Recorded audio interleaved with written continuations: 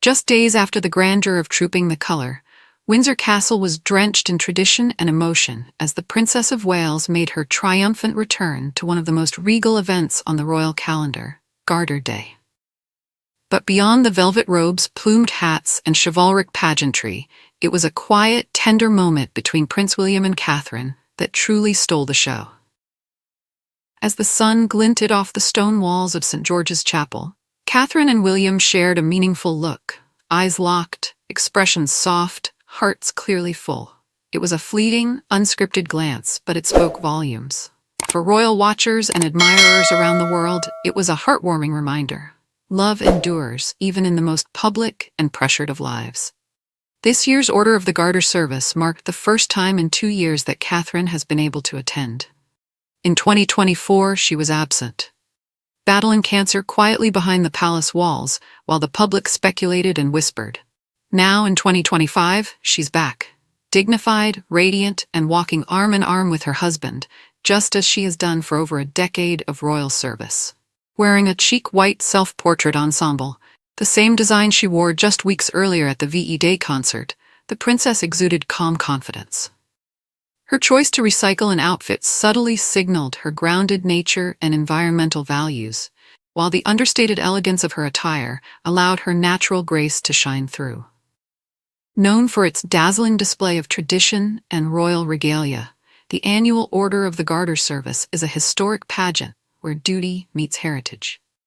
Yet amidst the spectacle of velvet robes and plumed hats, it was Prince William who drew waves of admiration from royal watchers, with some fans proclaiming that he stole the show simply by showing up in full ceremonial splendor.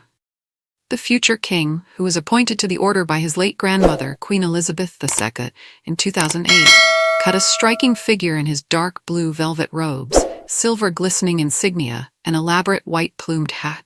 His presence wasn't just ceremonial, it was captivating. But this year's Garter Day wasn't just about visual splendor, it was also deeply emotional.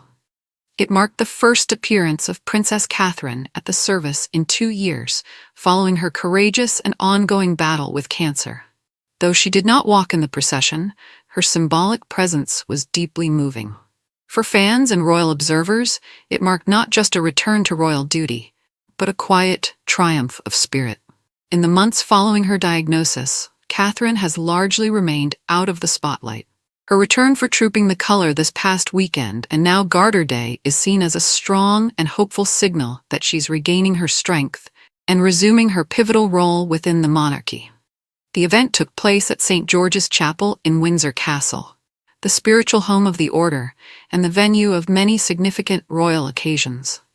Founded in 1348 by King Edward III, the Order of the Garter is the most senior and oldest British order of chivalry, and its annual celebration is steeped in medieval pageantry and solemnity.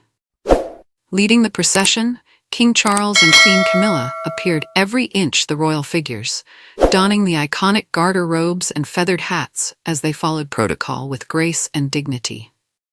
The king's return to the Garter procession amid his own health journey was a powerful statement in itself, a picture of resilience and duty at its core. Joining them were senior members of the order, including Princess Anne, the Duke of Edinburgh, Prince Edward, and of course, Prince William. As a knight companion of the order, and notably the 1000th in the register, William's participation highlighted his growing stature as a future monarch.